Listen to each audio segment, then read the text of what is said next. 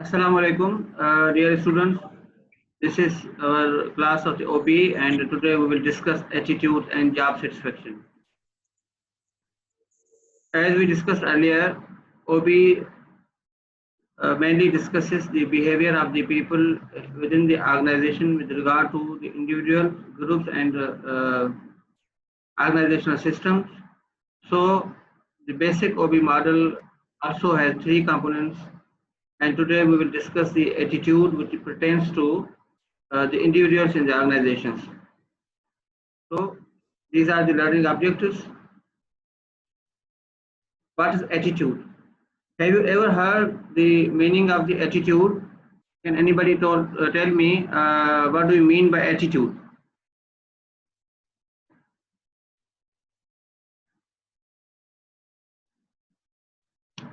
Yes, Umar. Attitude Chandwa. What is attitude?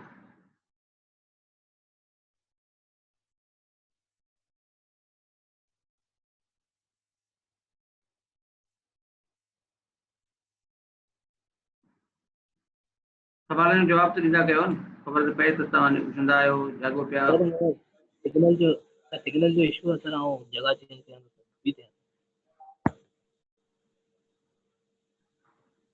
Okay. So attitude basically is an evaluative statements or judgments which are concerned about different objects around us, people or events. Okay. It means when we judge something, someone around us, and we think positive or negative about that thing or that object or that event or that person. So it reflects our attitude towards that object or that person. Okay. So there are three major components of attitude. What are those? Firstly, the cognitive component, affective component, and the behavioral component. So cognitive component basically refers an opinion. It means what sort of opinion we keep about something or about someone. Okay. मतलब किसी के बारे में जैसा आपका ख्याल है. Attitude किसको कहते हैं? एटीट्यूड ये है कि आप मतलब किसी भी चीज को या तो सही समझते हैं या गलत समझते हैं, वो चीज आपका एटीट्यूड उसके मुताबिक आपका एटीट्यूड कहलाती है. ठीक है. और उसके हमने कहा तीन सेगमेंट होते हैं. एक कॉग्निटिव सेगमेंट है, इट रिफ्लेक्ट्स एन ओपिनियन. जब एक किसी के बारे में जस्ट हमारे राय का होना, उसके साथ कोई उस राय के अंदर कोई और शिद्दत नहीं है.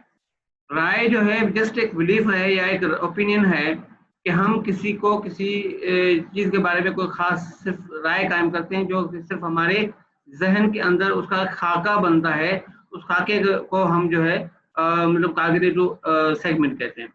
अफेक्टिव सेगमेंट क्या है? इसमें थोड़ी सी फीलिंग ज्यादा होती है, थोड़े से इमोशंस ज्यादा उसमें इन्वॉल्व हो जाते हैं. दैट इज द इमोशनल और feeling segment of an attitude. जब हम किसी चीज को अगर अच्छा समझते हैं तो इतना अच्छा समझते हैं कि उसके बारे में कोई बुरा ख्याल करे तो वो हम जो है उसका आप ये समझें कि उसको रेजिस्ट करने के लिए रेडी होते हैं.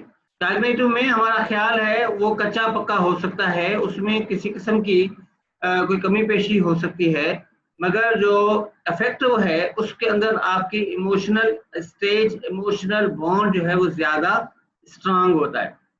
और बिहेवियरल सेगमेंट क्या है? It is basically an intention to behave और willingness to behave in a certain वे.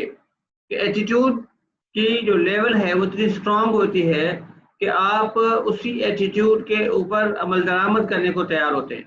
यानी आप अगर किसी बंदे को अच्छा समझते हैं तो आप उसकी रेस्पेक्ट करना और उसके लिए अपने आप को कुर्बानी देने के लिए भी तैयार होते हैं. अगर आप किसी चीज को बेहतर समझते हैं तो आप उसको इस्तेमाल करने या अपने ऊपर जो है लागू करने के लिए भी तैयार होते हैं, विलिंग होते हैं. तो ये जो स्टेज है, इस स्टेज को हम बिहेवियरल स्टेज कहते हैं या बिहेवियरल कंपोनेंट का कहते हैं. ठीक है. तो ये तीन चीजें हैं, आप तीन इसकी स्टेजेस भी कह सकते हैं या तीन डिफरेंट इसके डायमेंशन या कंपोनेंट भी कह सकते हैं कि जो कि एक एटीट्यूड का एक क्रिटिकल पार्ट होते हैं. ठीक है. आप यानी कि जो कॉग्निटिव स्टेज हो गई, वो जस्ट एक सिंपली एक राय, एक ख्याल को जाहिर करती है। अफेक्टिव जो है उसमें आपके इमोशंस और फीलिंग्स ज़्यादा होती हैं। और बिहेवियरल सेगमेंट जो है उसके अंदर आपकी इंटेंशन टू एक्ट और आपका जो विलिंगनेस है अपने उस एटीट्यूड के ऊपर अमल दरामद करने का, उसको ये रिफ्लेक्ट करती है। तो सवाल आगे आगे ये पैदा होता है कि क्या एटीट्यूड और बिहेवियर इनके दरमियान में आपस में क्या लिंक है? क्या पहले एटीट्यूड आता है उसके मुताबिक हमारा बिहेवियर होता है, या पहले बिहेवियर होता है उसके मुताबिक एटीट्यूड होता है?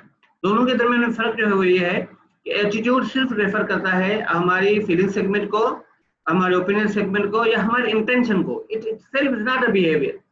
Behaviour reflects our actions, what we actually do, it is a behaviour.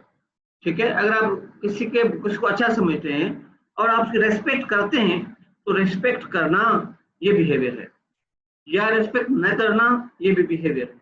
कोई भी काम जो आप सरंजाम देते हैं ये आपका बिहेवियर है। ठीक है, तो जो बात आप करते हैं ये आपका बिहेवियर है। मगर एक चीज, एक राय बाज़ हमारे अंदर मौजूद होती है किसी के बारे में, अच्छी होती है या बुरी होती है, मगर हमारा बिहेवियर जो है वो उससे डिफरेंट होता है। कभी कभी उससे मुताबिकत होता है कि जो जिस तरह हम समझते हैं किसी चीज के बारे में उसी तरीके का ही हम बिहेव कर रहे होते हैं। मगर कभी कभी हम समझ से कुछ हैं और एक्शन और करते हैं, तो ये एक कंडीशन होती है, उस कंडीशन को हम कहते हैं कॉग्निटिव डिसोनेंस। ठीक है, वो हम आगे पढ़ेंगे। मगर ये है कि सवाल जो है ना ये सबसे बड़ा पैदा होता है कि आया आपका एटीट्यूड पहले आता है या बिहेवियर पहले आता है? तो ये इंतहा इम्पॉर्टेंट चीज है। और किसी ने कहा कि क्वेश्चन था कि does behaviour always follow from attitudes, यानी एटीट्यूड ऑलवेज कम्स फर्स्ट? तो लियोन फेस्टिंगर एक ऑथर हैं, उन्होंने कहा no, sometimes reverse is true. Sometime जो है बिहेवियर आपका पहले होता है और एटीट्यूड उसके बाद आता है। ठीक है, मिसाल के तौर पर मतलब sometimes we observe the people who will change what they say so it does not contradict their behavior. So when attitude and behavior don't line up, individual will experience cognitive dissonance. Okay, so this incongruity of of attitude and behavior sometimes create discomfort, and sometimes people seek to reduce this dissonance, and they try to find the consistency.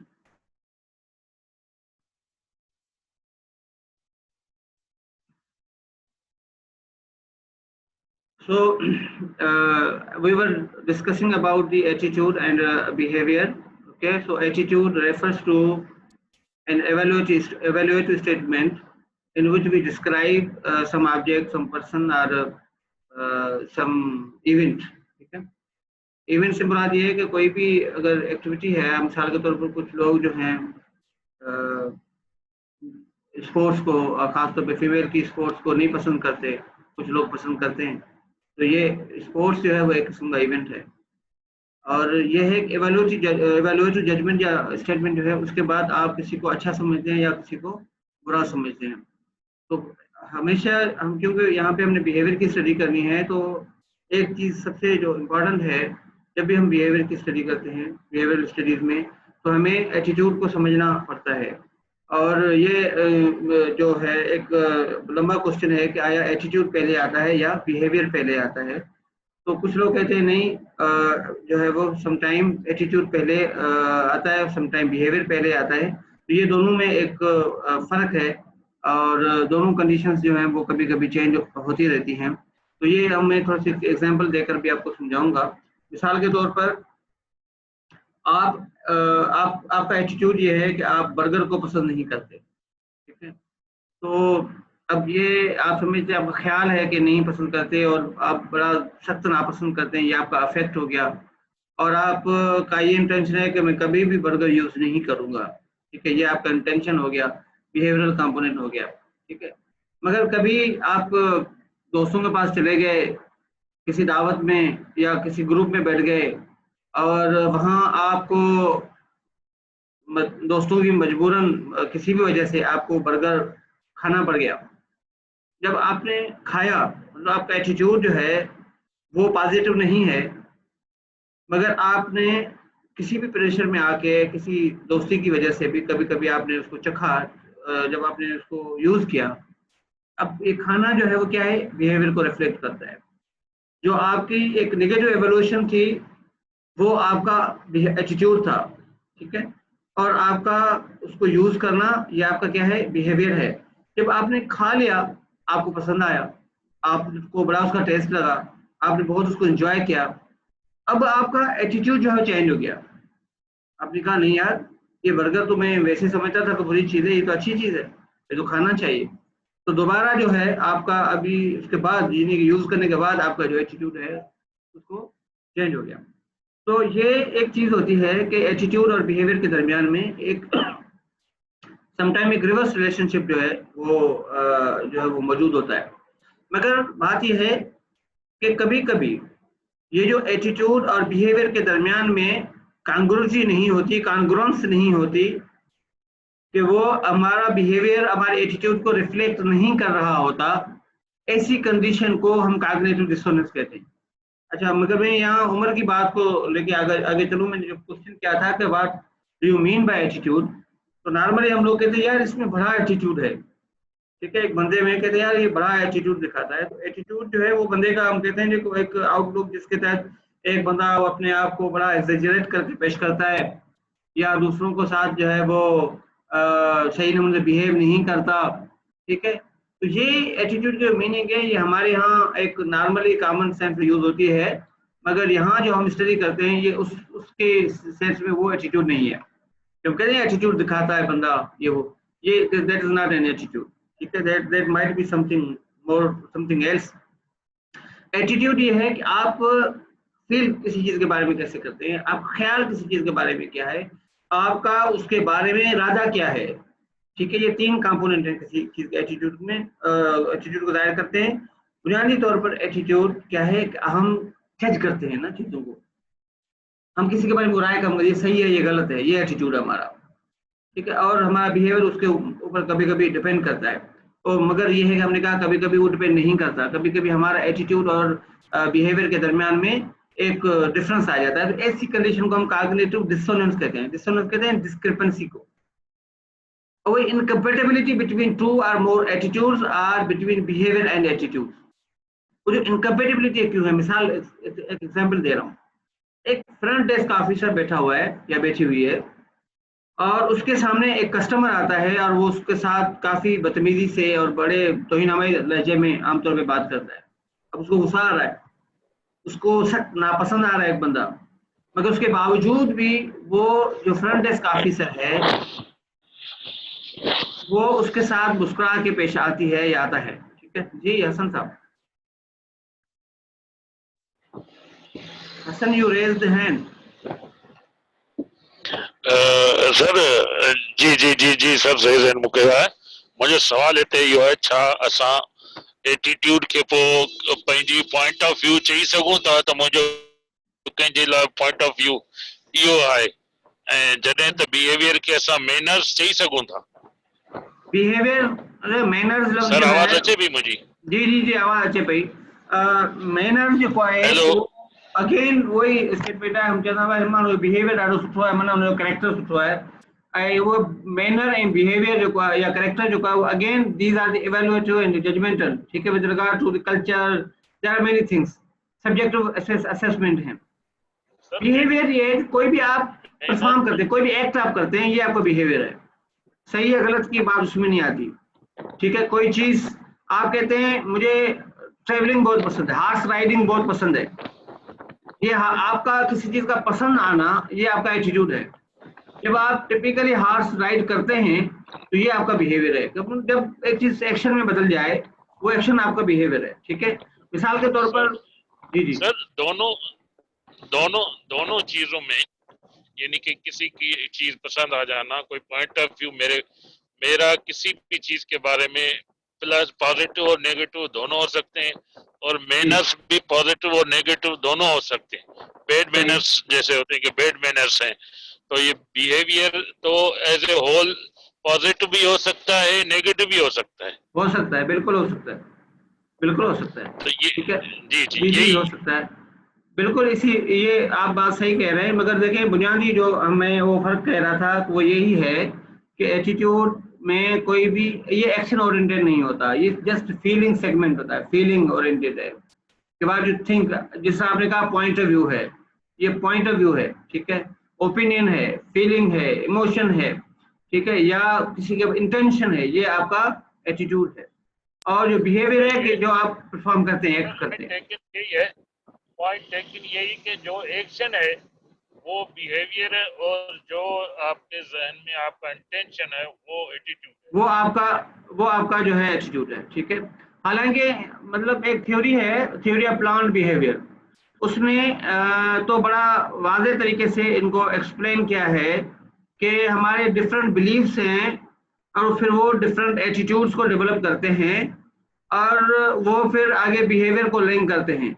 और ये intention उसने एक separately जो है वो उसको उसके साथ लिंक किया है।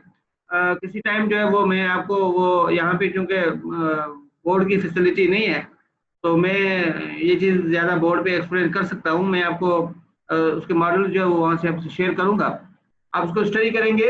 एक्जिन की थ्योरी है, तो उसने पहले थ्योरी ऑफ रीजन एक्शन पेश की और बाद में उसने थ्योरी ऑफ प्लान बिहेवियर उसको अपडेट किया। तो ये हालांकि उसमें भी एक बेसिक जो लिंक है वो यही है, वो तो ये कहता है कि एटीट्यूड जो है हमारा डायरेक्ट बिहेवियर की तरफ लिंक करता है, मगर एटीट्यूड भी बिलीफ से बनता है। उसने बिलीफ्स को भी मुख्तलिफ में जो है वो तकसीम किया कि एक हमारा अपना एटीट्यूड है, फिर नॉर्मेटिव बिलीफ है, और एक आपका सोशल जो है उसमें भी सेगमेंट आ जाता है कि जब बात हमारे एटीट्यूड जो है वो ऐसे बनते हैं कि सोशल प्रेशर की वजह से भी बनते हैं, ठीक है। तो वो बड़ी थ्योरी जो है वो मैं आपसे इस टाइम एक्सप्लेन करूंगा, ठीक है। तो वो भी यही कहती है कि एटीट्यूड आपके किसी तरफ लेके जाते हैं बिहेवियर को, और उसने एटीट्यूड और इंटेंशन में थोड़ा सा डिफरेंस जो है वो किया है, क्योंकि इंटेंशन आप समझिए कि it is only one step away from the behaviour, ठीक है। इसी वजह से जो रिसर्च स्टडीज हैं नॉर्मली इंटेंशंस को स्टडी करती हैं, क्योंकि आप बिहेवियर्स को एक्चुअली मेजर नहीं कर पाते ना। सर्वे रिसर्च जितनी भी होती हैं, कंज्यूमर सर्वे जितने भी होते हैं, उनमें आप लोगों के एटीट्यूड्स और इंटेंशंस को ही बुनियादी तौर पर मेजर करते हैं, क्योंकि एक्चुअल जो बिहेवियर है उसको मेजर करना इतना आसान नहीं होता, वो it is very much costly thing ना। तो और इंटेंशन को मेजर करने के बाद ही वो प्रिडिक्ट करते हैं कि इसका बिहेवियर क्या होगा, ठीक है। अब यहाँ पे हम बात कर रहे थे, टर्म हमने शेयर की कि कॉग्निटिव डिसोनेंस की। कॉग्निटिव डिसोनेंस बुनियादी तौर पर क्या है? It is an incongruity between your attitude and behaviour, ठीक है। और ये sometime it is required by the job. आप किसी को पसंद नहीं करते, ठीक है, किसी चीज को, मगर आप क्या करते हैं? टॉलरेट करते हैं, आप बर्दाश्त करते हैं, और आप उसके साथ बिहेवियर जो है वो डिस्प्ले करते हैं जो सोशली एक्सेप्टेबल है या ऑर्गेनाइजेशनली एक्सेप्टेबल है, ठीक है। मिसाल के तौर पर मैंने कहा कि एक जो फ्रंट डेस्क ऑफिसर बैठा हुआ है और आगे से जो कस्टमर आया उसने बड़ी बदतमीजी से पेश आया, मगर वो कस्टमर क्या करता है कि मतलब जो फ्रंट डेस्क ऑफिसर वो क्या करता है कि उसके साथ मुस्कुरा के कर्सी से पेश आता है। हालांकि उसका तो गुस्सा आ रहा है, उसके दिल में तो हो सकता है कि आग लगी हुई हो कि मैं इसको पे बैक करूं कि जिस तरीके से इसने मुझसे बात की है। मगर क्यों? Organizations require that you have to deal customers with courtesy, okay. तो अब आप देखें कि जितने भी एयर होस्टेसेस होती हैं या बस होस्टेसेस होती हैं या जितने आपके जो कॉल सेंटर्स के जो नुमाइंदे होते हैं या जितने फ्रंट डेस्क ऑफिसर्स होते हैं, they are required to be very courteous to the people, ठीक है। तो ये लोग जो है सबसे ज्यादा जो है वो कॉग्निटिव डिसोनेंस को फील करते हैं, ठीक है। उसके बाद है individual seek to reduce this comfortable gap और डिसोनेंस टू रीच स्टेबिलिटी और कंसिस्टेंसी। हाँ, ये बात जरूर है कि कभी कभी जो है जो हमारे पास ये जो एटीट्यूड और बिहेवियर का एक ब्रोकन लिंक है उसको फिलअप करने के लिए हम कोशिश करते हैं, ठीक है। तो वो हम कोशिश कैसे करते हैं कि हम कोशिश करते हैं कि एटीट्यूड्स को हम या मॉडिफाई करते हैं या हम बिहेवियर्स को मॉडिफाई करते हैं ताकि वो एक रेशनलाइजेशन के मरहले में हम आ जाए, ठीक है। तो ये आप एटीट्यूड और उसको जो ये जो रिडक्शन का या डिसोनेंस को खत्म करने का जो आपका प्रोसेस है, it also depends upon three important points. Okay, firstly the importance of elements और degree of individual influence and rewards involved in dissonance. ठीक है, कि देखिए एक बंदा मिसाल के तौर पर यहाँ पे मैं बात कर लूँ, एक बंदा जो है वो समझता है कि यार मुझे काम अच्छा नहीं लगता, मैं काम नहीं करता हूँ, मगर ऑर्गेनाइजेशन चाहती है कि वो मेहनत करे, वो मेहनत करने को पसंद नहीं करता, वो काम की क्वालिटी को पसंद नहीं करता। ठीक है, वो काम करने में सुस्ती करने और एब्सेंस को ज्यादा पसंद करता है। ठीक है, तो हम उसके एटीट्यूड को और उसके मतलब और उसके मुताबिक जो बिहेवियर है वो भी यही है। अब ये जो है इसको हम खत्म करना चाहते हैं, हम उसका एटीट्यूड भी चेंज करना चाहते हैं ताकि उसका बिहेवियर भी चेंज हो जाए। तो ये अगर ये बंदा खुद जो अपने इंटरनल प्रोसेस की तरफ करेगा वो तब करेगा जब वो देखेगा कि ऑर्गेनाइजेशन उसे रिवार्ड दे रही है या नहीं दे रही है। ठीक है, अगर ऑर्गेनाइजेशन उसके बिहेवियर्स को रिवार्ड कर रही हैं तो वो फिर अपने एटीट्यूड में मॉडिफिकेशन करता है कि जी काम को वो पसंद नहीं करता, हार्ड वर्क को पसंद नहीं करता, क्वालिटी वर्क को पसंद नहीं करता, मगर क्वालिटी वर्क को रिवार्ड किया जा रहा है, उसके तहत प्रमोशन के साथ उसको लिंक किया जा रहा है, तो लोग अपने एटीट्यूड्स को भी मॉडिफाई करते हुए अपने बिहेवियर्स को मॉडिफाई करते हैं और वो जो सर्टेन डिजायर्ड गोल्स है उन्हें अचीव करने में वो मदद मिलती है। ठीक है, एक चीज हो गई। अभी इस लिंक के दरमियान एटीट्यूड हम जो बात हमने की कि एटीट्यूड बिहेवियर को प्रिडिक्ट करता है, मगर उसके अंदर भी बहुत सी चीजें हैं जो कि मॉडरेट करती हैं उस बिहेवियर और इस लिंक के ऊपर चीजें असरअंदाज होती हैं। ठीक है, और वो असरअंदाज कौन सी चीजें हैं? मिसाल के तौर पर जो अच्छा मॉडरेटर का लिंक जो है ना, मॉडरेटर हम उसी को कहते हैं जो कि किसी एक इंडिपेंडेंट और डिपेंडेंट वेरिएबल के लिंक को मॉडिफाई करे, उसके ऊपर असरअंदाज हो, उसको या स्ट्रेंथन करे या वीकेन करे। ठीक है, अब ये कैसे करेगा कि अगेन ये हमने कहा कि 4 चीजें या 5 चीजें असरअंदाज होती हैं। एक इंपॉर्टेंस ऑफ एटीट्यूड, बिहेवियर के साथ उसका relationship, accessibility, existence of social pressure, personal और direct experience of the attitude. ठीक है, अब ये है कि अगर आप समझते हैं कि जो एटीट्यूड है वो कितना इंपॉर्टेंट है, ठीक है, अगर आप समझते हैं कि आप अपनी फीलिंग्स को ज्यादा जो है वो इम्पोर्टेंस देते हैं, तो इसका मतलब ये हुआ कि फिर आप अपने बिहेवियर में कोई मॉडिफिकेशन नहीं ले आएंगे। ठीक है, अगर आप बिहेवियर को ज्यादा इंपॉर्टेंट समझते हैं तो आप अपने एटीट्यूड के ऊपर जो है वो उसमें कोई ना कोई मॉडिफिकेशन ले आने को तैयार होंगे। ठीक है, मिसाल के तौर पर आपको पता होगा कि यार मैं हार्ड वर्क नहीं करता, मुझे पसंद नहीं है क्वालिटी वर्क करना। ठीक है, मगर आपके जहन में ये चीज जरूर है या लोगों से आप सोशल प्रेशर आपके ऊपर इतना है, आप ये समझते हैं या लोग भी ये समझते हैं कि आपका जो ये एटीट्यूड है ये ठीक नहीं है।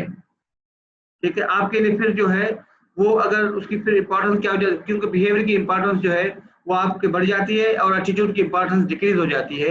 तो तब ये है कि आपका एटीट्यूड को आप क्या करते हैं, मॉडिफाई करते हुए आप अपने बिहेवियर में इंप्रूवमेंट लेके आते हैं। ठीक है, और फिर उसके बाद ये भी है कि आपका जो एटीट्यूड है वो बिहेवियर के साथ कितना लिंक्ड है।